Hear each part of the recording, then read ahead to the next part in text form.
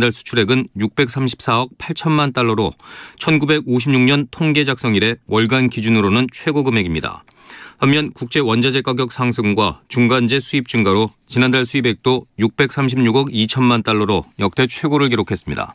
이에 따라 무역 수지는 마이너스 1억 4천만 달러로 한 달 만에 다시 적자로 돌아섰습니다. 날씨입니다. 오늘 밤 중부지방은 대체로 맑겠지만 호남과 경남 서부 내륙에는 5mm 미만의 비가 내리겠습니다. 내일은 전국이 대체로 맑겠지만 내륙의 최저기온은 0도 안팎까지 떨어지고 바람도 다소 강하게 불어 쌀쌀하겠습니다. 내일 아침 기온은 서울 3도 등 전국이 영하 2도에서 영상 7도로 오늘과 비슷하거나 조금 낮겠습니다. 내일 낮 기온은 서울 13도 등 전국이 11도에서 18도로 오늘과 비슷하거나 조금 낮겠습니다. 서울 지방 현재 기온 7.5도, 습도 47%입니다. KBS 제1라디오 10시 뉴스를 마칩니다. 지금까지 김기만이었습니다. KBS.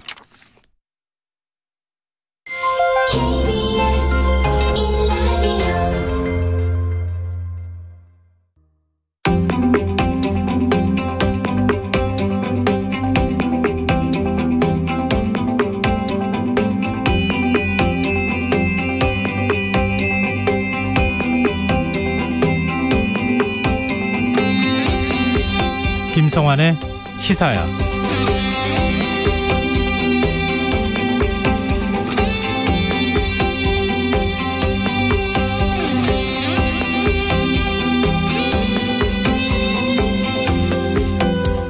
안녕하십니까. 시사평론가 김성환입니다. 6월 지방선거가 오늘로 꼭 2달 앞으로 다가오면서 정치권 움직임도 빨라지고 있습니다. 어제와 오늘 거물급 인사들의 출마 선언이 잇따르면서 대진표 윤곽이 드러난 지역이 늘고 있는데요. 여야 격전지로 꼽히는 서울의 경우 민주당 송영길 전 대표가 오늘 주소지를 서울로 옮기면서 사실상 서울시장 출마를 기정사실화했습니다. 송 전 대표는 이물란을 겪고 있는 당의 요청에 따른 것이라는 입장을 강조하고 있지만 당 내에선 대선 패배의 책임을 지고 물러난 지도부가 곧바로 지방선거에 나서는 것은 적절치 않다는 지적도 나옵니다. 김동연 새로운 물결 대표와 유승민 국민의힘 전 의원이 어제 출마 선언을 한 경기도지사 선거는 여야를 불문하고 당내 경선부터 본선까지 최대 격전지가 될 것이란 전망이 나오는데요. 벌써부터 공천 룰을 둘러싼 신경전이 가열되는 분위기입니다. 문제는 여야 모두 중량급 인사 차출을 염두에 둔 소위 인물론에 치중하면서 지방선거를 정치공학적으로만 접근하는 게 아니냐, 이런 지적이 나오고 있다는 건데요. 이런 상황 어떻게 봐야 할까요? 잠시 뒤에 이어지는 뉴스 외전에서 자세히 분석해 보겠습니다. 코로나19 확진자 수가 급증하면서 완치된 이후에도 후유증이 오랜 기간 지속되는 이른바 롱코비드 환자가 늘고 있다고 하는데요. 더 깊이 있게 들여다보는 인터뷰 시간에서 전문가와 관련 이야기 나눠보겠습니다. 김성환의 시사에는 청취자 여러분들의 관심과 참여 기다립니다. 방송 내용과 관련해 의견 있으신 분들은 문자 보내주십시오. 당첨된 분들께는 모바일 상품권 보내드릴 텐데요. 참여하실 번호는 샵 9730이고요. 짧은 문자는 50원, 긴 문자는 100원의 이용료가 부과됩니다. 콩 게시판을 통해서도 무료로 참여하실 수 있고요. 콩 어플리케이션과 KBS 1라디오 유튜브 채널을 통해서도 저희 방송을 실시간으로 시청 또 참여하실 수 있습니다. KBS 1라디오 김성환의 시사야. 그럼 지금 시작하겠습니다.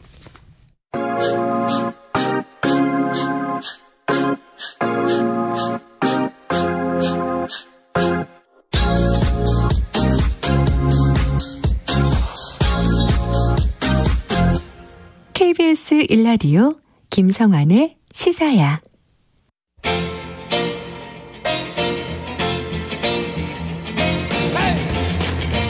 한 주 동안 있었던 뉴스 가운데 우리가 조금 더 깊이 들여다봐야 할 이슈를 짚어보는 시간입니다. 뉴스와 외전, 늘 함께 하시는 패널 두 분 소개해드리겠습니다. 배종찬 인사이트K 연구소장 자리하셨습니다. 안녕하세요. 안녕하십니까. 김민하 시사평론가 모셨습니다. 안녕하세요. 안녕하세요. 네, 김민하 평론가 방금 전에 방송 시작하기 전에 기침을 하셔가지고 깜짝 놀랐어요. 코로나19에 확진된 이후에 회복이 됐는데도 기침이 계속 나와가지고 네. 방송할 때마다 그냥 난감합니다. 이렇게 말을 하고 있잖아요, 제가. 네. 기침이 나올 것 같거든요. 참으면서 이제 말을 하는데 그러다가도 이제 가끔씩 기침이 나오거든요. 근데 이제 듣는 사람 입장에서는 그게 좀 웃음소리처럼 들릴 수도 있습니다. 그러면 제가 진지한 뉴스를 얘기하다가 웃는 것 같아져가지고 네. 스스로 더 깜짝 놀라고 더 긴장하고 더 기침이 나오고. 배종찬 소장은 괜찮으시죠? 아니 근데 왜 제기에는 우는 것처럼 들리죠? 네. 웃음소리가 아니라 우는 소리 들려가지고. 마음은 울고 있습니다. 네. 예, 지금 뒤에 인터뷰 코너에서 저희가 롱 코비드에 대해서 좀 얘기를 좀 자세히 나눠보도록 네. 하겠습니다. 김이나 평론가도 좀 잘 들어주시기 바랍니다. 어떻게 하면 좋을지. 롱 코비드인 것 같아요, 제가. 네. 자, 힘내세요. 우리는 좀 정치 얘기로 가보겠습니다. 대우 조선해양 대표 선출과 관련해서 대통령직 인수위원회 측이 임기 말 모렴치한 알박기 인사다 이렇게 비판을 하는 일이 있었고요. 그러자 청와대가 모욕적인 표현이다 얘기를 하면서 사과를 요구하는 일까지 벌어지고 있는데요. 두 분은 뭐 대통령하고 당선인 만남이 회동 이후에 네. 좀 분위기가 좋아지는 듯 하다가 갑자기 좀 이렇게 안 좋아지는 쪽으로 가는데 이런 상황 어떻게 보고 계세요? 글쎄요, 뭐 이게 어떤 이유인지는 뭐 대체로 어느 정도 이해는 됩니다. 그러니까 대선 결과가 그 여전히 계속 파장으로 이어지고 있고 또 지방선거 앞두고 있으니까 말 그대로 대결 구도죠. 그런데 저는 이렇게까지 곳곳에서 첨예하게 맞설 이유가 있을까? 그러니까 좀 더 우리가 이성적으로 차분하게 따져봐야 될 것 같은데 지금 대우조선해양 신임 대표에 대해서 또 인수위 측에서 물고 늘어지는 이유는 뭐 물고 늘어진다는 표현 자체는 왜냐하면 뭐 워낙 많은 공기업이나 또 민간 또 기업의 또 공공투자와 관련된 부분에 대한 보직들이 많이 있을 거 아니겠습니까? 그런데 이제 문재인 대통령의 동생과 관련 인사다 이렇게 지금 보고 있는 거잖아요. 근데 저는 세 가지 차원입니다. 하나는 뭐냐면 자격인데 이 사람이 자격이 있느냐 없느냐 사실 그걸 따져봐야 되지 않겠습니까? 그런데 전혀 무자격자를 데려다 놓았다 그러면 그것은 바로 의혹에 출발하는 시점부터 국민 여론도 덩달아 인사에 대해서 이해를 못할 겁니다. 그런데 이 사람은 대우조선해양에서 잔뼈가 굵은 사람이에요. 36년 있었던 말 그대로 전문가입니다. 또 두 번째는 뭐냐면 과정인데 그 과정에서 문재인 정부에서 이 인사를 위해서 특별히 개입을 하고 또 그 과정을 위해서 정치적인 오해를 받을 만한 소지의 행위를 했다. 그런 걸 좀 찾아보기가 힘들거든요.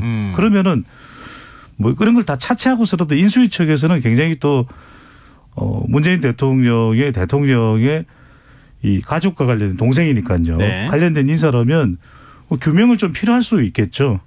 차분하게 규명하면 될 일 아닙니까?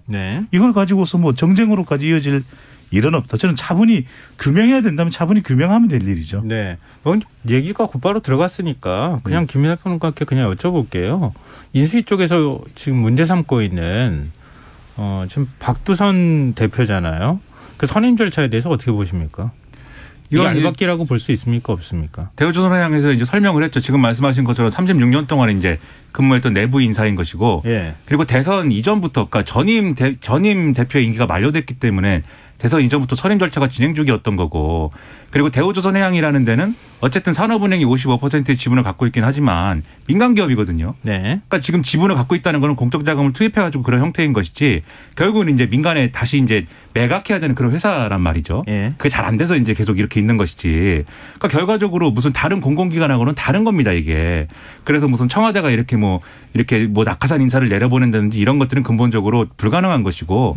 다만 과거에 이제 그런 논란들은 있었어요. 그 대우조선해양의 이제 사장이 연임을 하고 싶어가지고 정치권에 뭐 로비를 하고 언론인이라든가 이런 사람들 다 엮여가지고 감옥 가고 뭐 이런 사건들이 있었는데 그게 고재호 남상태 사장이 있을 때 그렇습니다. 그때 이제 뭐 분식회계 4조 원을 했다든가 이렇게 하면서 지금 말씀하셨던 그런 논란도 있어서 잇따라 2명의 사장이 구속되고 한 명은 징역 9년, 한 명은 징역 5년이 최종적으로 선고가 되는 일이 있었죠. 그렇죠. 그리고 뭐 언론에 이제 그 논설위원인지 주필인지 이제 이분이 이제 뭐 잡혀가서 재판받기도 하고 그 브로커도 같이 잡혀가고 뭐 이랬단 말이죠.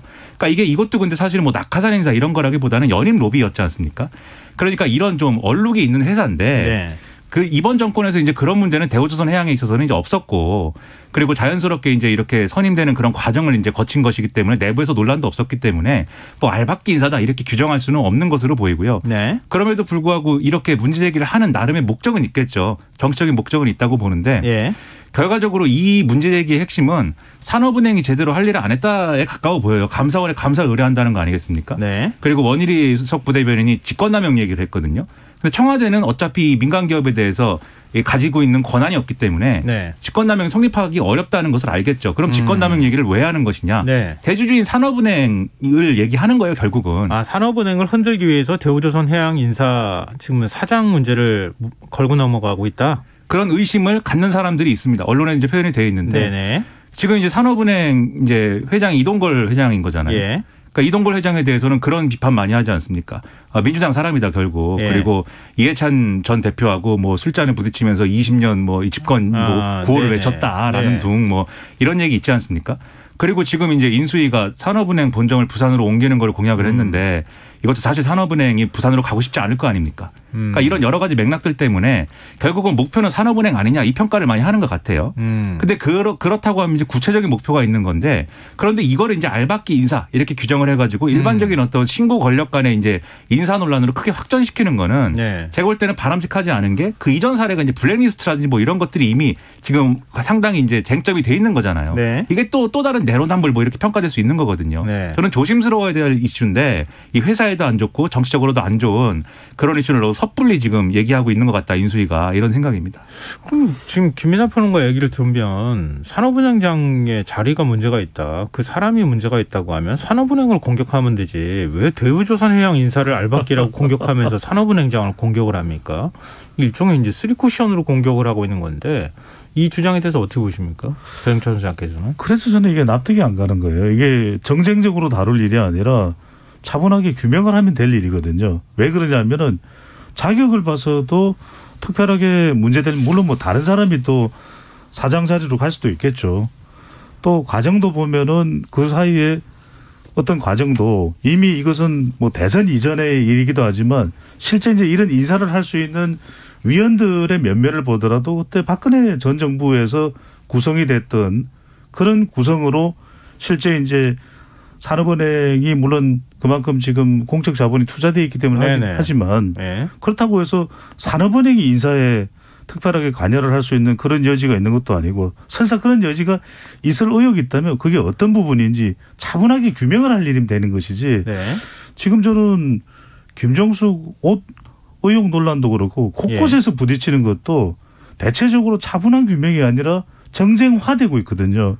그래서 저는 이게 다분히 그냥 어떤 우리가 문제가 될 수 있을 만한 인사 부분에 대해서 콕 집어서 문제를 삼기보다는 대체적으로 논란화시키고 있는 것이 아니냐라는 일부러 의도적으로 논란을 만들고 있다. 그런 지적을 안 할 수가 없을 것 같아요. 네. 이게 사실은 뭐 매체를 특정하긴 좀 그렇지만 모 매체가 지금 이걸 집중적으로 의혹 제기를 하고 있는 거잖아요.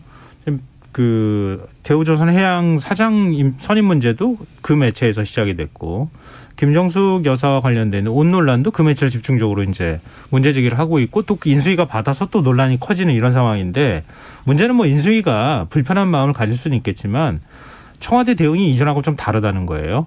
이전에는 옷 의혹 제기가 뭐 있었을 때 한 2, 3일 정도 청와대가 대응을 자제하는 듯한 모습을 보였는데 어느 시점 지나가지고 적극적으로 대응하더니 이번에 대우조선해양 대표 선임 문제는 문제 제기하자마자 반박을 하고 나왔거든요. 청와대는 도대체 왜 이런 반응을 보일까? 어떤 인식을 하고 있길래 이렇게 할까? 두 분은 어떻게 보세요? 그러니까는 일단 청와대가 이번에 대우조선해양에 대해서 반응한 것 자체에 대해서는 제가 그 부분은 제가 유감스러운 부분도 있습니다. 왜냐하면 이거는 청와대도 사실은 사실이 아닌 것들에 대해서 차분하게 또 해명하고 설명하면 될 일인데 네. 바로 반격을 가하듯이 이제 얘기한 게 있거든요. 네. 인수위가 눈독을 들이고 있는 거냐 대우조선해양 대표에 대해서. 그러니까 뒤집어 이걸 좀 감정적으로 대응했다. 그렇죠. 해석을 하면은 누구 꽂을 사람이 있어서 그러는 거냐 왜 그러는 거냐 이런 얘기인데 이렇게 받을 얘기는 아니었다고 저는 봐요. 그래서 인수위 주장이 이제 무리하고 이것은 사실이 아니다 정도로 해명을 했어도 될 일인데. 네. 근데 어쨌든 이렇게 되고 있는 거는 결국 청와대도 제 생각에는 저의 해석에는 청와대도 이게 어떤 정치적 맥락이나 이런 것들이 있다고 이제 보는 것이죠. 대우조선해양 대표가 정말 문제가 있다고 생각해서가 아니라 다른 목적이 있다 내지는 이게 일종의 여러 가지 이제 정치적인 어떤 그러한 노림수를 가지고 이루어지는 일이다라는 개념을 가지기 때문에 이렇게 반격에 이제 좀 다소 이제 과한 반격까지 나오는 거 아니냐 이런 생각인데. 말씀을 제가 끊어서 죄송한데요. 그거 관련돼 있을 것 같아서 참고 삼아 말씀드리면 지금 박수선 사장이 지금 한국해양대 해사학부 7, 8억 번이라고 하잖아요. 그 동기가 지금 문재인 대통령 동생 문재익 씨다. 이게 결국은 연결고리다. 그래서 그 청와대 입김이 작용한 거 아니냐 이렇게 지금 의혹 제기를 하는 거잖아요. 네. 네. 그러니까 그거와 관련한 얘기이기 때문에 제가 참고 삼아 말씀 중간에 드렸어요. 그러니까 그런 부분에 대해서 청와대는 굉장히 불편하게 받아들일 수 있다. 근데 이제 단지 예를 들면 그것도 대통령의 동생이 언급이 됐기 때문에 그것에 대해서 이제 불쾌하다. 이것도 저는 좋은 대응은 아니라고 봐요. 그러니까 사실 확인을 해주면 되는 것이기 때문에. 하지만 이제 그렇게 계속 대통령의 측근들에 대한, 그러니까 측근 내지는 가족에 대한 이런 문제 제기를 하는 그런 맥락이 뭔가 있다고 보는 거 아니겠느냐라는 것이죠. 그래서 예를 들면 지금 이거는 좀 정치적으로 좀 이제 한 발 더 나간 좀 뭐랄까요, 과한 해석일 수도 있습니다. 네.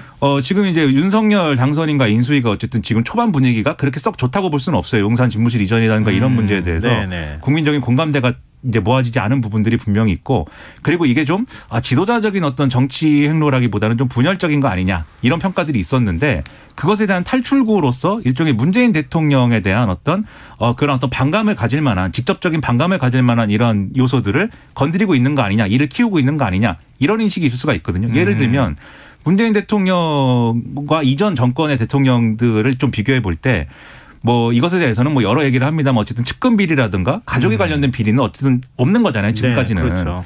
권력형 비리라든가 이런 문제는 그런 점들을 볼 때 그렇게 이제 정권을 마무리하는 것이 윤석열 당선인이 앞으로 이제 좀 정권을 운영해 나가는 데 있어서는 부담이 될 수 있다라고 판단하는 측면들이 있는 것이 아닌가. 그래서 일종의 이제 그 가족의 문제에 대한 어떤 흠집을 내려고 하는 것이 아닌가. 그리고 그걸 근거로 해가지고 지방선거든지 앞으로의 이제 통치 논리라든지 이런 것들을 나름대로 세워가려고 하는 거 아니냐. 이런 시각도 있는 것 같거든요. 그렇게 인식을 하면은 이거는 화해하기 어려운 어떤 선이 그어지는 것이죠. 지금 말씀하신 것처럼 얘기하자면 만약에 그런 판단을 하고 있다고 하면은 상황이 심각한, 그러니까 그게 만약에 진짜 의도라고 한다면 좀 상황이 심각하다고 볼 수 있는데요. 왜냐하면 이제 고 노무현 전 대통령 일이 있기 때문에 특히 더 예민하게 반응할 수 있는 거잖아요. 그러니까 문재인 대통령 지금 동생 문제가 언급이 됐고 지금 배우자인 김정숙 여사와 관련돼 있는 도덕성에 관한 문제와 관련돼 있는 부분들이 자꾸 나오는 것.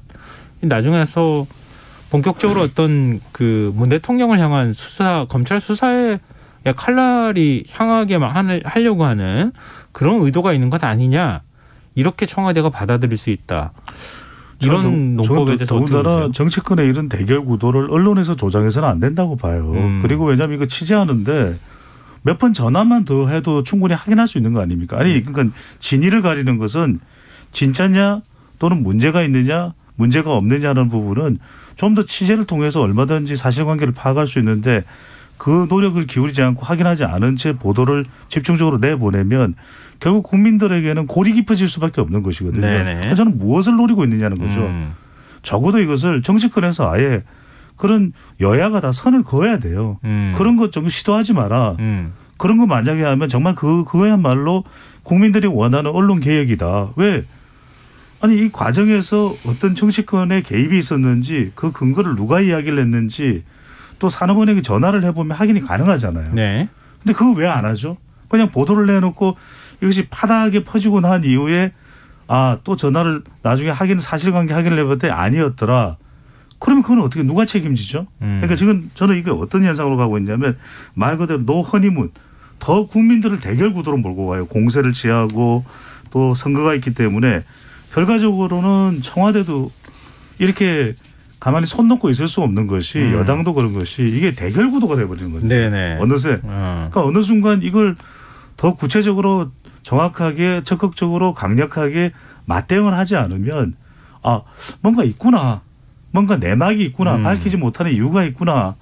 대우조선해양도 마찬가지고 김정숙 여사의 옷도 그렇고 뭔가 구린 데가 있구나. 그래 그럼 그렇지 않을 리가 없어. 전면적으로 수사해. 그게 국민들이 원하는 거야. 그래서 윤석열 당선인 당선시켜준 거 아니냐. 이렇게 연결하려고 한다면 그건 그래서는 안 된다는 거죠. 네, 알겠습니다. 이게 사실 언론계에서 뭐 사용하는 표현 중에 하나인데 그 보수 매체하고 일종의 이제 뭐 그 치고받기식으로 의혹 제기하고 받고 더 키우고 이런 방식으로 해서 의혹을 키워나가는 거 아닌가. 전형적인 어떤 패턴 같이 자꾸 벌어지고 있어서 좀 기시감이 든다. 이런 얘기들이 자꾸 나오는 거 아닌가 싶은데요. 참 이 얘기는 여기서 좀 마무리하고요. 이제 진짜 사실은 중요하고 더 국민들 관심이 갔던 거는 초대 총리가 누가 될 것이냐 이거였어요. 지금 한덕수 전 총리, 그다음에 임종영 전 금융위원장이 뭐 유력하게 검토되고 있다.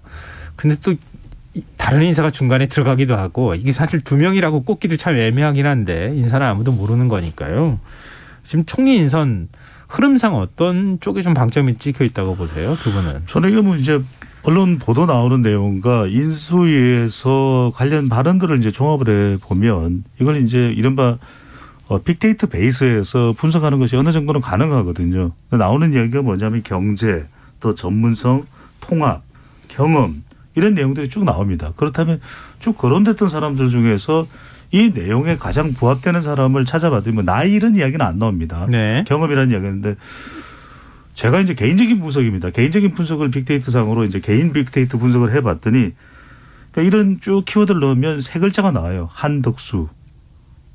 네, 한 명으로 모아진다? 모아져요. 모아지는데 네네. 이제 또다시 거론되는 사람이 임종용 전 금융위원장인 것은 비슷한 조건에 있습니다. 네. 그러니까 한덕수 전 국무총리는 뭐 DJ 정부부터 뭐 유력 중요한 경제 관료로서 활동을 해왔던 거죠. 통상교섭본부장도 했었고 또 노무현 정부에서는 마지막 국무총리도 역임했고 MB 정부에서는 또 주미대사도 역임을 했고 네. 지금 인수위 인사들도 MB 출신 인사들이 상당히 많지 않습니까? 그러다 보면 그런 부분들로 서로 간에 교감이 있을 수도 있는 것이고 통합을 이야기하는 것은 뭐 이게 호남 출신이라는 게 뭐 통합의 전제 조건은 아닙니다. 그래서 네. 지나치게 학대해서 가는 것은 우리가 지양할 필요가 있겠지만 그래도 호남 출신입니다.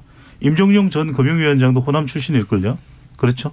그렇습니다. 네네. 그래서 이런 내용들이 유사하게 적용이 되는 인물. 근데 경험을 따져보면 더 풍부한 경험, 국무총리까지 이미 경험을 한 사람은 한덕수 전 총리고 또 유사한 경험이 임종용 전 금융위원장이라는 거죠.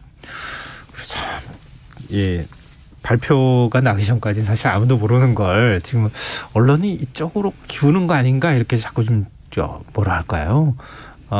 윤 당선인 측 관계자를 통해서 입을 빌려가지고 자꾸 얘기가 좀 풀러나오고 있는 건 아닐까 싶은데요. 네. 일단 뭐 어떤 인사가 지명이 되던 간에 민주당이 국회 다수 의석을 점하고 있는 상황에서 인사청문회하고 국회 인준 절차를 거쳐야 되지 않겠어요? 근데 당선인 측에서는 그걸 생각 안 할 수는 없을 것 같거든요.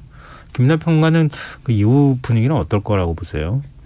저는 그래서 이제 한덕수 전 총리 인사 이름이 좀 이렇게 무게가 쏠린 듯이 이제 거론되는 이유가 이제 그게 핵심이 아닐까라고 생각을 하는 건데요. 네. 그러니까 임종영 전 금융위원장은 어찌됐든 간에 사실 보수 정권에서 활약했던 인사인 겁니다. 결국은 네. 그런 점이 있고 그 다음에 이후에 이제 뭐 NH 농협에 이제 책임을 맡기도 했고 그런 것들이 있기 때문에 사실 그런 것에서 어떤 사실들이 발굴될지 모르는 거예요. 사실 인사검증에 들어간다고 하면. 근데 그런 것들의 위험성이 있는 건데 한덕수 전 총리는 2007년에 총리를 한 인물이고 그렇기 때문에 별로 이제 추가적으로 뭔가 이렇게 좀 인사 검증 차원에서 어떤 비리라든가 뭐 논란이라든가 이럴 거는 없지 않겠느냐. 네, 그리고 무난하다. 또 그렇죠. 네. 그리고 또 어쨌든 참여정부까지 민주당 정권에서 어쨌든 일을 했던 인물이니까 네. 좀 봐주지 않겠냐 뭐 이런 맥락이거든요. 근데 그렇다고 해서 제 생각에 만약에 한덕수 전 총리가 이제 인사청문회에 온다라고 했을 때 민주당이 이제 그런 마음으로 대응할 거냐 저는 아니라고 봅니다. 2007년에 총리를 한 인물이 2022년에 총리를 또 하는 게 맞는 거냐 이게 15년의 격차를 가지고 똑같은 사람이 총리를 하는 게 이게 이 적당히 뭐 넘어갈 수 있는 사안인 거냐부터 시작을 해가지고 네. 과거에 논란이 됐지만 어쨌든 방어가 된 사안들이 있었을 거예요. 다시 꺼내들고 뭐 이렇게 아마 전면전 하려고 나올 거거든요. 민주당도. 왜냐하면은 지금 역대 정권들이 초반에 이렇게 좀 이 힘이 빠지는 모양새들을 보면은 다 초반에 인사검증에서 뭔가 이렇게 이상한 얘기가 나오고 제대로 대응하지 못하고 그러면서 이 인사 논란이 커지고 무슨 고소영 내각이니 무슨 뭐 이런 얘기 나오면서 무너지지 않았습니까 초반에. 비슷한 효과를 노릴 것이기 때문에 상당히 어지러운 국면이 이루어질 거라고 저는 봅니다. 네. 알겠습니다. 뭐 저희가 뭐 총리가 누가 될 것이다 이렇게 얘기할 수는 없는 거니까 네. 예, 조금 더 며칠만 기다려보면 아마 그렇죠. 한참 이렇게 얘기했는데 정말 의외의 인물이 지명될 수도 있는 거예요. 맞습니다. 박근혜 정권 때 그랬습니다. 그런 적이 너무 많았기 때문에 저희가 섣불리 예측하는 건 좀 그렇고요. 여기서 얘기는 좀 마무리하겠습니다. 지금 여러분께서는 KBS 라디오 김성환의 시사회를 듣고 계십니다. 뉴스의 외전 김민하 시사평론가 배종찬 인사이트 K연구소장 두 분 패널과 함께하고 있습니다. 자 이제 6월 지방선거 얘기 좀 해보죠. 얘기가 더 뜨거울 것 같거든요. 네. 송영길 전 대표가 오늘 주소를 서울로 옮겼어요. 원래 인천이었었죠? 인천 지역구가 있죠. 네, 그렇죠. 네. 지역구도 있고 인천시장도 했었으니까. 사실상 서울시장 도전을 하는 거라고 봐야 되겠죠. 그럼요. 예, 명시적으로 뭐 서울시장에 도전합니다 이렇게 얘기는 하지 않았지만 또 SNS로 또 입장을 밝혔어요. 네. 직접 모습을 드러내지 않고 왜 그랬을까요? 그건 신중한 거죠. 지금 당 내의 여론도 호의적인 것만은 아닌 것이고 그러다 보니까 이걸 뭐 떠들썩하게 뭐 출정식을 할 일은 더더군다나 아닌 것이죠. 네. 그러다 보니까 몸을 좀 사린다고 볼 수 있는데 그래도 저는 이미 의지는 결정이 되어 있다. 출마 의지가 있죠. 그럴 수밖에 없는 것은 네네. 송영길 전 대표가 뭐 다른 길을 갈 만한 길은 더 이상 없습니다. 인천시장도 했죠. 또 뭐 국무총리나 그렇게 지금 당장 할 수 있는 것도 아니고. 그렇죠. 본인이 이제는 노려볼 수 있을 만한 것은 이제 차기 대선이거든요. 그렇다면 여기서 저는 첫 번째다. 왜냐. 이번 서울시장 선거가 송영길 전 대표에게 뭐 책임론도 있지만 대선 책임론도 있지만 또 지방선거 책임론도 있는 것이거든요. 네네. 그러면 당이 무너져 가는데 아니 송 전 대표는 뭐 하고 있는 거예요? 이런 또 주장도 나오고 있습니다. 네네. 그렇다면 첫 번째로는 뭐죠? 저는 오세훈 대 송영길의 대결일까? 뭐 다른 후보들이 또 나올 수도 있으니까요. 민주당에는요. 오세훈 대 송영길의 대결이 아니라 저는 오세훈 대 민주당의 대결이에요. 왜? 서울이 너무나도 중요한 지역이고 더군다나 대선에서 윤석열 당선인에게 뺏겼던 지역이고 그렇다면 이것은 개인 대 개인의 대결이 아니라 오세훈 대 민주당의 대결이다. 네네. 두 번째로 저는 또 대선 때와는 판세가 달라질 수 있는 그래서 지금 용산 대통령 집무실 국방부 청사 이전 때문에 한강 주변이 또 들썩들썩 하거든요. 그러니까 대선 때는 한강 주변을 부동산 때문에 윤석열 당선인이 대부분 가져갔지만 한 표라도 더. 근데 이번 지방선거는 지금 또 양상이 달라질 수도 있거든요. 그래서 저는 민주당이나 송영길 전 대표가 노려볼 만하고 마지막은 송영길 전 대표가 저도 남는 선거다. 왜? 인천시장도 여기 맺고 서울이 이렇게 대선에서 중요한다면 자기의 존재감을 날릴 수 있는 방법은 뭡니까? 선거에 나가야죠. 송영길도 있습니다. 연길입니다. 그러면 이거는 저는 얼마든지 시도를 해볼 수 있다는 거죠. 아니 근데 서울시 지역구를 둔 의원들이 뭐 한 20명 정도인가요? 반대했다고 하잖아요. 그러니까 86그룹 용태론도 얘기했었고. 책임론이죠.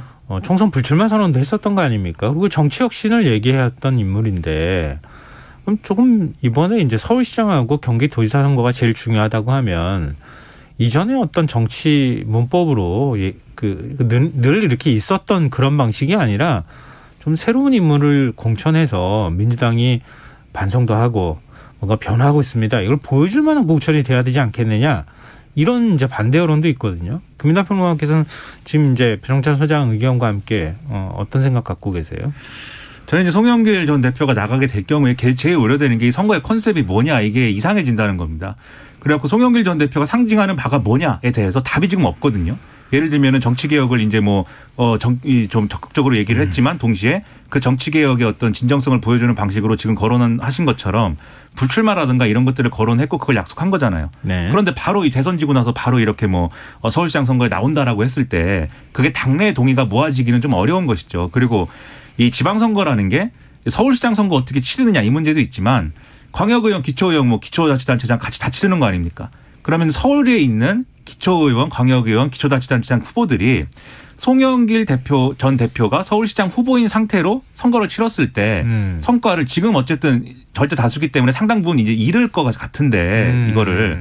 근데 어느 정도로 방어를 할 수 있는 거냐를 따져봐야 되지 않겠느냐라는 게 지금 서울 지역 의원들의 이제 목소리인 것 같아요. 그래서 첫 번째 명분이 없고 두 번째 이게 실리적인 거냐 이거 따져보자라는 건데 근데 송영길 전 대표 입장은 이런 거죠. 지금 서울에 이 선거가 불리한 국면이 됐기 때문에 다들 안 나간다는 거 아니냐. 그럼 다들 안 나간다고 하니까 내가 이렇게 일종의 살신성이 하겠다. 그런 차원으로 얘기를 꺼낸 건데 근데 서울 지역에서 반발이 있고 의원들이 더 경쟁력 있는 후보를 발굴할 수 있을지를 우리가 노력해보자라고 하면 사실은 송영길 대표가 그런 상황에서 내가 나가겠소 얘기하는 게 어렵죠. 명분이 없다. 그렇죠. 그런데 SNS에 올린 거지 않습니까? 서울로 주소로 옮겼습니다.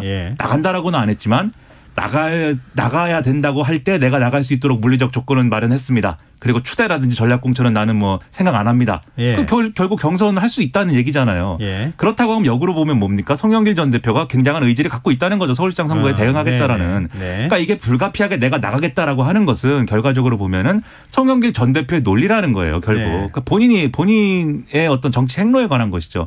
그럼 다시 앞서의 질문으로 갖고 와서 그렇게 했을 경우에 그럼 전체적인 지방선거의 컨셉이 안 잡히는 문제 어떻게 해결할 거냐. 저는 여기에 대해서 송영길 전 대표가 지금 답을 보여주지 못한다고 생각합니다. 네. 저는 지금 송영길 전 대표가 일종의 출구를 뚫어놓고 지금 행보를 본인은 의지는 갖고 있지만 네.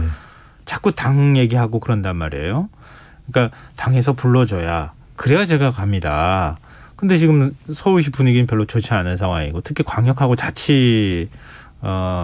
자치단체 의원들이 좀 반발이 더 심한 거 아니냐 뭐 이런 얘기가 나오거든요. 아까 김이나 평론가 얘기하신 것처럼 이런 상황에서 만약에 반대 여론이 높아지면 출마 선언을 못하는 거 아닙니까? 전 다르다고 봐요. 왜냐하면 결국에는 송영길 전 대표가 확보하고 싶은 것은 명분이죠.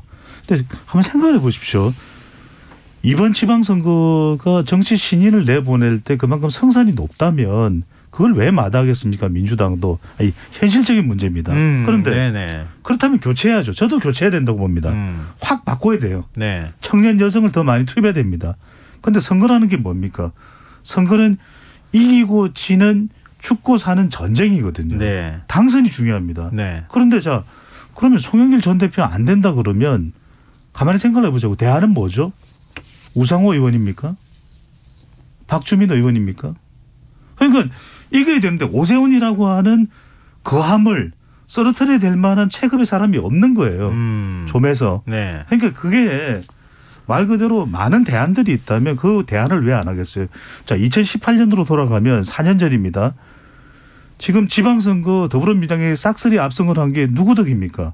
문재인 대통령 지지율이 60% 70% 북미 관계가 좋은 상황에서 그게 영향을 결정적으로 줬거든요. 네네. 지금도 아직까지 4년이 지났는데 자치단체장 이름도 모르는 사람 수두룩해요. 그 더불어민주당 다수 당선이 됐는데 그럼 뭐냐. 그나마 그 사람들을 바꾸면은 더 확률이 떨어지는 거죠. 안타깝게도 바꿔야 되는데. 예. 바꿔야 되는데 바꾸지 못하는 숙명인 거죠. 그래서 저는 이번 선거는 전쟁이 지금도 전쟁이잖아요. 여야 간에. 예. 그럼 전쟁을 해 신구 세력 대결 뭐 어쩌고 저쩌고 하는데 대결인데 바꾼다. 그래서 저는 송영길 전 대표의 대안이 없다면 송 전 대표가 출마할 수밖에 없는 거죠. 서울의 네. 의원들이 얘기하는 것도 그 지점인 것 같아요. 그러니까 첫 번째 명분상의 문제를 얘기하셨는데 그 명분상의 문제를 돌파하기 위해서 지금 확 바뀐 어떤 모습을 보여주자라고 하는 것도 답인데 네. 그 답을 적용할 경우에 선거에 이길 수가 있냐. 이건 이제 판단해 볼 문제죠. 근데 그럴 수가 없다. 라는 결론도 나올 수 있습니다. 왜냐하면 이번에 중진급이 나가가지고 거물이 나가가지고 한번 붙어봐야 된다. 네. 그것도 선거의 현실이에요. 근데 그런다고 할 때 그때 답이 송영길 전 대표가 최선이냐. 이거를 묻고 있는 거예요 사실. 그래서 그러면 대안이 누구냐라고 말씀하셨는데 서울 지역 의원들의 주장은 뭐 그런 것 같습니다. 설득을 해보자 안 나간다는 사람들. 그래서 박영선 의원 전 장관이 됐든 아니면 뭐 이낙연 전 의원이 됐든 누가 됐든 간에 이낙연 전 대표는 다 선거 책임이 있는 거 아니에요 지금? 그렇죠. 다 선거 책임이 있는데 어쨌든 네. 명분을 따르는 걸로 이게 채워지지 않는다고 진리가 채워지지 않는다고 할 때 그걸 더 찾아보자라고 지금 주장하고 있는 거거든요. 근데 그런 얘기가 왜 나오는 거냐면 송영길 전 대표가 얘기하는 것처럼 당이 의견을 모아가지고 송영길 전 대표라도 나가 주십시오라고 하는 그러한 이제 끓는 전까지 와가지고 100도씨가 딱 돼가지고 끓는 상황이 됐다. 그러면 송영길 전 대표가 나간다고 할 때 누가 토를 달겠습니까? 근데 지금 그게 아니고 최재성 전 전무석 같은 경우에 이거는 차출이 아니고 자출 아니냐 뭐 이렇게 얘기하는 거거든요. 그런 상황이 벌써 조성이 돼버렸기 때문에 일어날 수밖에 없는 논란이라는 거죠. 네. 송영길 전 대표가 열심히 물밑 작업을 하는 것 같은 느낌도 좀 들기도 하고 그래요. 자, 경기도 얘기 좀 해보죠. 지금 경기도가 오히려 더 선거 전에 뜨겁지 않겠느냐 이런 예측이 나오거든요. 미니 대선이에요. 네. 그 지금 민주당의 중진급 의원들이 벌써 이제 출마 선언을 한 상황에서 김동연 이제 대표가 사실상 출마 선언을 다 한 거 아니겠어요? 민주당으로 이제 나갈 수밖에 없는 상황이고 물론 경선을 치러야 되겠지만 여기에 지금 국민의힘 유승민 전 의원까지 출마하겠다고 선언을 했어요. 민주당이든 뭐 양 당에서 전부 다 내부 경선을 거치긴 해야 되겠지만 만약에 김동연 대 유승민 이런 구도가 만들어지면 어떻게 될 것 같습니까? 이건 정말 말 그대로 대선이죠. 대선. 그러니까 경기도라는 지역이 이재명 더불어민주당 상임고문 대선 대회 후보가 영향력을 미칠 수밖에 없는 지역 아니겠습니까? 게다가 이제 윤석열 당선인으로서는 서울은 이겼지만 경기도는 패했다. 그런데 누가 나가더라도 아직까지 누가 나갈지 본선 후보가 결정이 된 건 아니니까 이제 네. 여야 마찬가지로 그렇다면 유승민 전 의원이 나가든 누가 나가든 간에 이 지역에서는 또 국민의힘으로서는 경기도까지 가져온다 그러면 정권의 동력이 창출되거든요. 그러니까 뭐 전승을 하는 거나 그러니까요. 그래서 이 지역을 윤석열 당선인은 네. 서울은 왠지 이겨도 오세훈 시장이 현직 시장이기 때문에 네. 별로 뭐 표가 안 나고 경기도를 이기면 그래도 윤석열 당선인의 후광 효과가 있다. 이런 더 평가를 받을 수가 있는데 그렇기 때문에 저는 여기는 간판 지역인데다가 왜냐하면 김동연 전 부총리가 최종 본선 후보가 됐든 누가 됐든 더불어민주당 후보 중에서 경기도에 네. 출마하는 사람은 분명히 이재명 더불어민주당 상임 고문 간의 관계를 강조할 수밖에 없을 겁니다. 이재명 고문과 저는 깐수입니다. 깐부입니다. 뭐 이런 이야기 할 수밖에 없거든요. 그러니까 이게 저는 여전히 이재명 이 대선 후보가 다시 재등판하는 상황이 연출될 수밖에 없다. 직간접적으로. 그렇다면 이 미래 권력까지도 그러니까 이재명 후보의 지원을 받는 직간접적인 지원을 받는 민주당의 승리냐 아니면 유승민 전 의원이든 국민의힘의 승리자가 미래 권력까지 결정되니까 더 중요한 거죠. 네. 김민하 평론가 어떻게 보세요? 유승민 전 의원의 경우에는 이제 대구가 지역구였었잖아요. 갑자기 좀 경기도로 왔어요. 이건 또 어떻게 봐야 되는가? 뭐 심재철 예비 후보도 그 부분에 대해서 문제 삼고 있기도 하던데요.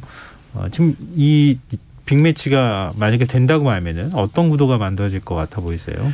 저는 일단 뭐 지금 말씀하신 대로 이제 뭐 미니 대선이다 뭐 이렇게 얘기를 하는데 지금 이제 지방선거의 성격이 어떻게 될 것이냐를 예측을 했을 때 약간 대선의 연장전 같은 느낌으로 치러질 가능성이 큰 거잖아요. 그리고 국민의힘 네. 입장에서는 그런 이제 어떤 프레임을 만들고 싶을 거예요. 대선에서 어쨌든 윤석열 당선인이 이겼기 때문에 여기 힘을 더 실어주려면은 지방선거에서 지방 권력도 우리에게 주셔야 됩니다. 이제 이런 선거 전략을 펼 것 같은데 경기도의 경우에는 그게 근데 어렵죠. 왜냐하면 지난 대선의 연장전의 구도로 간다고 했을 때는 경기도에서는 그렇죠. 이재명 전 지사 우위였기 때문에 네. 이 전략이 어렵고 이걸 알기 때문에 민주당의 이제 지금 후보들이 다 이재명 후광 효과에 상당히 기댄 상황으로 메시지를 내고 있는 건데 네. 근데 유승민 전 의원이 여기서 나와버리면은 네. 이게 대선의 연장전이라는 성격으로만 치를 수는 없는 선거가 됩니다. 그래서 이거는 이제 윤석열 당선인 아바타가 아니잖아요. 유승민은. 네네, 그렇죠. 유승민 전 의원은 자기 색깔이 있는 거고 자기 주장이 있는 거거든요. 그럼 이 선거를 대응하기 위한 최선의 카드는 뭐냐. 여전히 이재명 전 지사 후광 효과를 가지고 돌파하는 거냐. 아닐 수 있습니다. 플러스 알파가 필요할 수 있는 것이죠. 네. 플러스 알파가 필요하다고 할 때 그걸 이제 해줄 수 있는 게 사실은 김동연 대표일 수 있는 거죠. 이 후보의 색깔이나 이런 걸 보면. 네. 그래서 김동연 대표가 지금은 양쪽 다 마찬가지긴 합니다만은 김동연 대표가 왜 경기도지사를 나가야 되는지를 이렇게 매끄럽게 이런 어떤 좀 이 수밀관하게 설명은 지금 잘 못하거든요. 이제 정치 교체 세력이 힘을 가져야 되는데 그 실질적으로 그럴 수 있는 어떤 방안이 경기도지사 선거다 뭐 이렇게 얘기를 하는데 그러나 어쨌든 앞으로 그런 전략을 잘 가다듬어 가지고 이 지방선거 경기도지사 선거에서 김동연이 이겨야 앞으로 민주당이 새로운 정치적인 어떤 색깔을 보여줄 수 있는 계기가 된다. 이걸 잘 설득을 해야 제가 볼 때는 승부를 걸어볼 만한 어떤 선거 구도가 되지 않을까. 그래서 경기도지사 선거는 그렇게 되면 상당히 재미있을 것 같아요. 네, 알겠습니다. 자, 대구시장 선거도 굉장히 흥미가 있어졌는데요. 네. 홍준표 의원하고 그다음에 김재원 의원 이 두 명의 김재원 최고위원 전 최고위원이죠. 이제 2파전으로 갈 것 같다 이렇게 예상을 했는데 박근혜 전 대통령 이른바 호위무사를 자처했던 유영하 변호사가 결국은 출마 선언을 했어요. 대구 지역 선거 판세는 어떻게 될 거라고 보세요? 이른바 박심이 어느 정도 작용하느냐 이게 이번에 확인되지 않겠습니까? 네, 그게 제일 중요한데 우리가 뭐 상식적으로나 객관적으로 보면 유영하 변호사가 뭐 당내 기반이 있거나 대구 지역의 당원들 사이에 경쟁력이 있거나 이렇지는 않을 거예요. 다만 유영하 변호사가 얻고 있는 가장 큰 지원 세력은 나의 후원회장은 박근혜 전 대통령입니다. 맡아주기로 지금 했다는 거 아니에요? 네, 이게 이제 이른바 박심을 가져가는데 근데 박심이 대구의 일반 유권자들을 압도적으로 장악할 수 있느냐. 그렇지는 또 않을 수도 있거든요. 그래서 저는 그래도 박근혜 전 대통령에 대한 정치적 배려를 국민의힘 내부에서 공천회까지 할까? 그렇지는 않을 거예요. 이건 쉽지는 않을 겁니다. 당내 경선을 통과하기가 네. 쉽지가 않을 그렇다면 것이다. 홍준표 의원과 김재원 현 최고위원이죠. 최고위원 간의 2파전 양상이 되지 않겠냐. 그런데 저는 한 가지 모르겠는 것은 박근혜 전 대통령이 어느 정도의 강도로 어느 정도의 적극성으로 유영하 변호사를 밀고 있느냐. 이게 윤석열 당선인과 만날 수도 있다는 얘기를 하지 않습니까? 네네. 윤 당선인 유영하 변호사 좀 부탁해요. 이건 사실은 대구 민심에도 많은 영향을 줬죠. 왜냐하면 한마디만 딱 더하면 이 유승민 전 의원이 대구에 뿌리 내지 못하는 건 박근혜 전 대통령의 관계 때문입니다.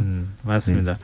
뭐 이른바 배신자 프레임에 걸렸다. 뭐 이런 얘기를 계속 해왔는데 지금 뭐 말씀하셨던 것처럼 지방선거는 사실 지금 대구 같은 경우에는 후보가 10명이다. 뭐 이런 얘기까지 나오잖아요.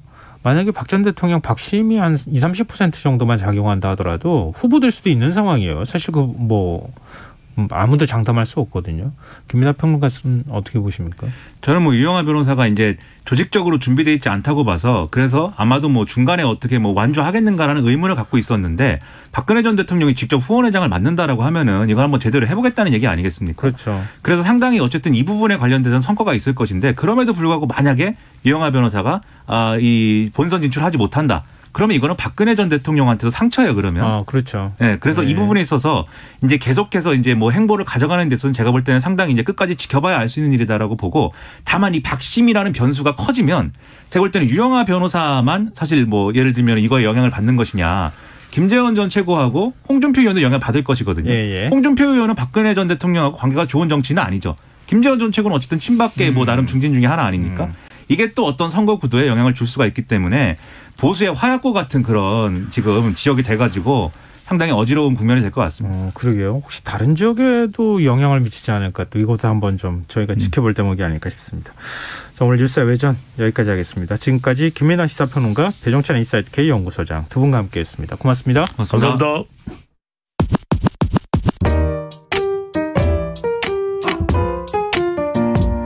김성환의 시사야는 청취자 여러분의 참여를 기다립니다. 문자 샵 9730으로 여러분의 의견 보내주세요. 짧은 문자는 50원, 긴 문자는 100원의 정보 이용료가 부과됩니다. 애플리케이션 콩, 유튜브 채널 KBS 일라디오에서는 무료로 참여하실 수 있습니다.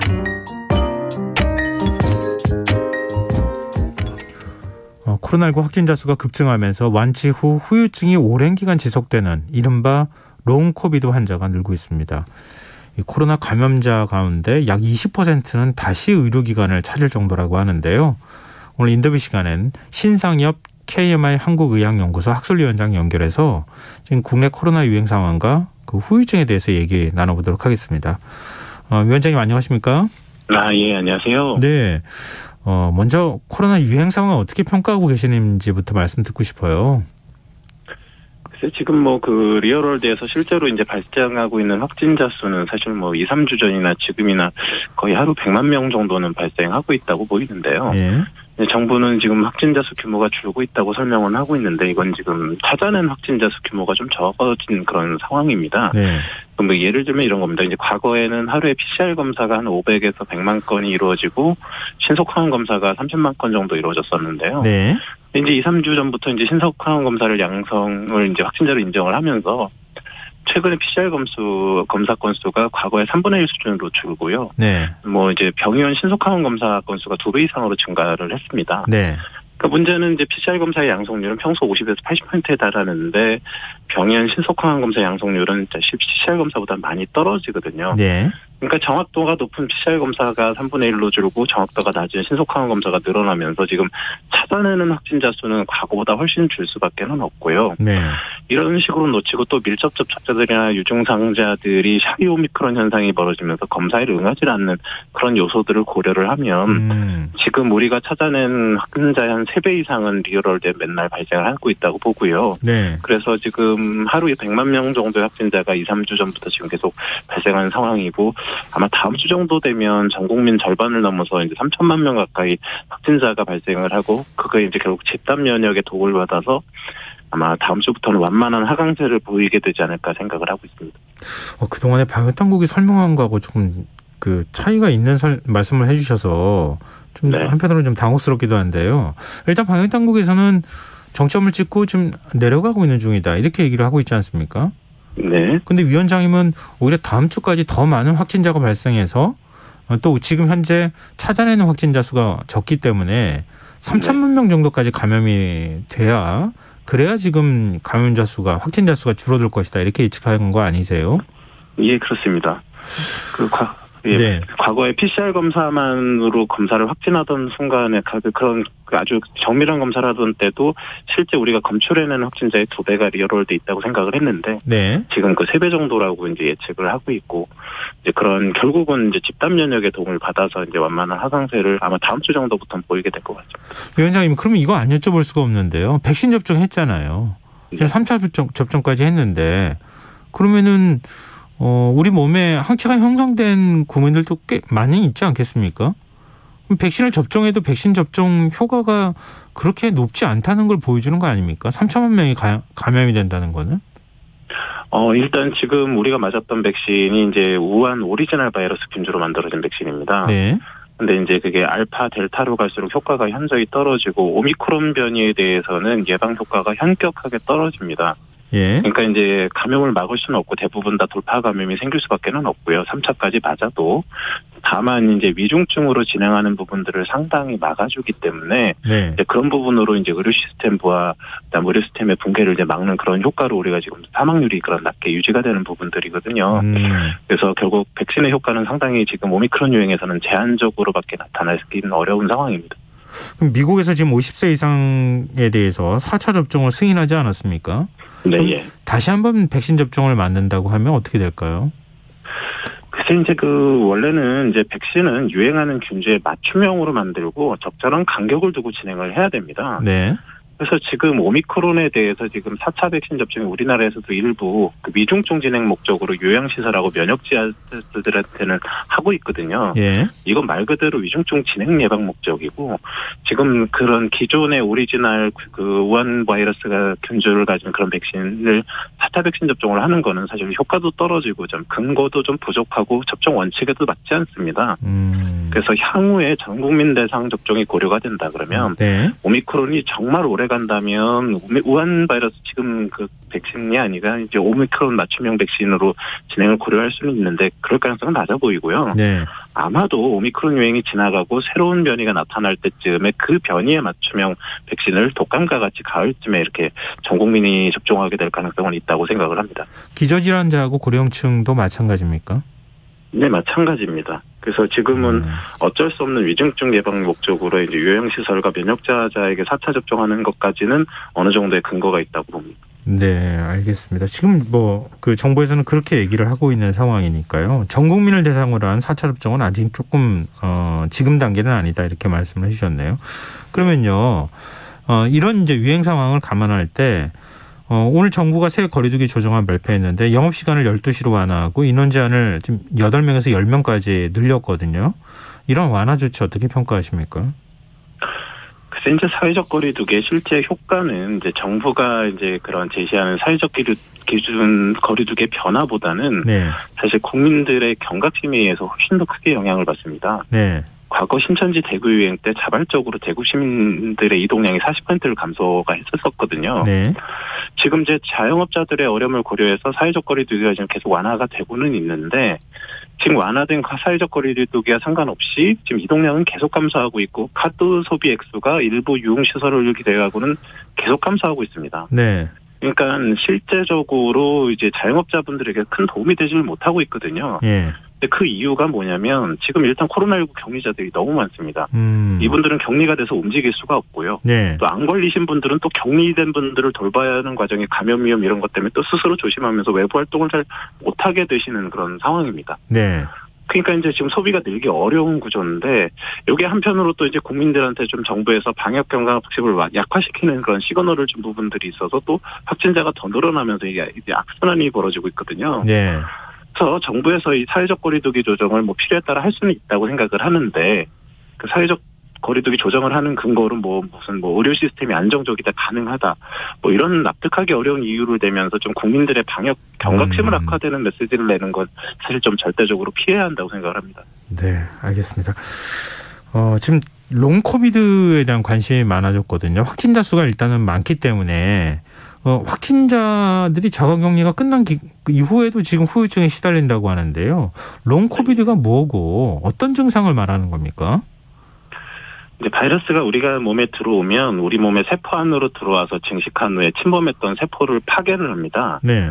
근데 이제 코로나19 바이러스가 주로 들어오는 게 호흡기 세포만 있는 게 아니라 뇌나 결장, 심장, 간, 췌장 이런 데도 많이 들어와서 파괴를 합니다. 네. 그럼 이제 그런 장기들의 세포가 손상을 입게 되면 전신적인 후유증을 나타내게 되고 장기적으로 증상을 유발하게 되는데 WHO는 이제 그런 후유증이 3개월 이내에 발생해서 2개월 이상 지속되는 상태라고 정의를 했는데 연구 결과들을 종합하면 한 20% 정도가 이런 2개월 이상 지속되는 롱 코비드를 경험하는 것으로 보입니다. 네. 근데 이제 주된 증세가 이제 주로 이제 피곤함 이런 게 이제 대표적이지만 기침, 흉통, 뭐 근육통, 뭐 목소리 이상 거기에 더해서 뭐 우울감, 뭐 브레인 포그 이런 굉장히 다양한 문제가 나타나고 있고 또 췌장도 공격하기 때문에 비감염자보다 감염자가 이제 당뇨병 병 위험도 훨씬 높아진다는 그런 연구 결과도 계속 나오고 있어서 네. 관련된 증상들에 대해서는 조금 더 계속 좀 걸리셨던 분들은 살펴보셔야 합니다. 근데 이렇게 후유증을 좀 길게 겪을 때 어떻게 대처하는 게 좋습니까? 사실은 이제 이 롱 코비드는 정부에서 좀 관심을 가져주셔야 될 것 같습니다. 이런 롱 코비드 빈도나 증상 치료가 필요한 사람들이 얼마나 되는지를 좀 국가 단위에서 파악하고 의료계와 같이 이제 수월하게 치료받을 수 있도록 이제 관리를 해야 될 것 같고요. 또 코로나19를 앓고 지나가신 분들, 가볍게 앓고 지나가도 롱 코비드 생기는 분들이 있거든요. 네. 그래서 평소에 어떤 증상이 생기는지 살피시고 또 기본 국가검진 이런 걸 받으시면 당뇨 조기 발견 이런 것도 되니까 좀 이런 것들을 좀 신경 써주시면 좋을 것 같습니다. 근데 병원을 찾아가면 어떤 뭐 치료약이라든가 아니면 어떤 처치를 할 수 있는 방법이 있습니까? 개별적인 이제 후유증마다 이제 관련된 과들이 달라지기 때문에 네. 일단은 뭔가 이상이 느껴지시면 관련된 과에 가서 이제 검진을 받으시고 이제 진료를 받으시는 게 이제 좋을 것 같습니다. 네. 근데 지금 식이요법을 얘기하는 목소리도 있거든요. 단백질, 뭐 야채 많이 먹고 비타민을 많이 먹어라 이렇게 얘기하는데 그게 근거가 좀 있습니까? 좀 조심하셔야 될 부분들이 있습니다. 뭐 예를 들면 통풍 환자는 단백질 많이 드시면 통풍 발작 오거든요. 네. 그래서 이제 음식은 약이 아니고요. 이제 뭘 많이 드시면 회복에 좋다 뭐 이런 건 사실 별로 없고요. 네. 도리어 이제 많이 드시면 문제가 생기는 음식이 있을 수는 있기 때문에 평소와 그냥 같이 드시는 게 좋겠고 가능하면 네. 편식하지 않고 골고루 적게 드시는 게 그냥 건강 관리하시는 데는 더 좋을 것 같습니다. 네. 최근 미국 월스트리트 저널이 우리나라가 코로나19를 풍토병으로 관리하는 엔데믹으로 전환하는 첫 국가가 될 가능성이 크다. 이런 전망을 내놨거든요. 이 부분에 대해서는 위원장님 의견은 어떠세요?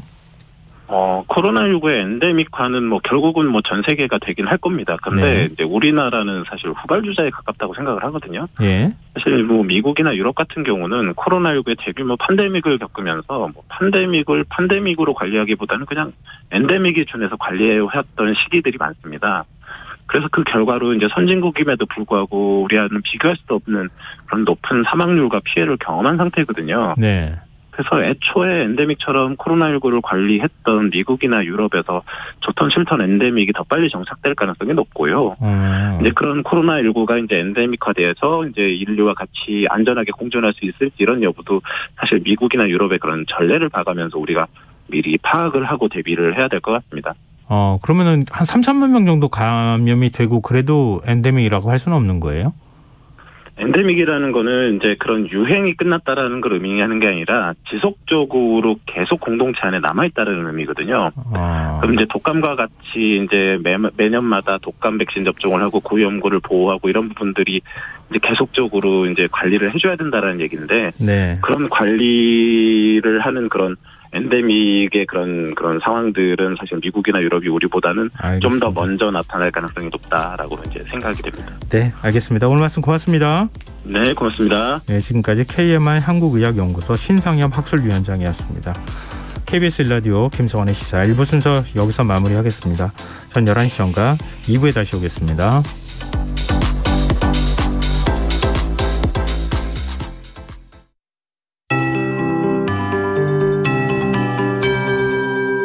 KBS 58분 날씨. 내일 전국이 가끔 구름 많겠습니다. 내일 간모레 아침 기온 오늘과 비슷해 쌀쌀하겠고 낮 기온도 오늘과 비슷하겠습니다. 내륙 지역을 중심으로 낮과 밤의 기온차는 15도 이상으로 매우 크겠으니 환절기 건강관리에 각별히 유의하시기 바랍니다. 중부 내륙과 경북 북부 내륙, 전북 내륙을 중심으로 최저기온이 0도 이하로 떨어지면서 서리가 내리고 얼음이 오는 곳도 있겠으니 농작물 냉해 피해 없도록 각별히 유의하시기 바랍니다.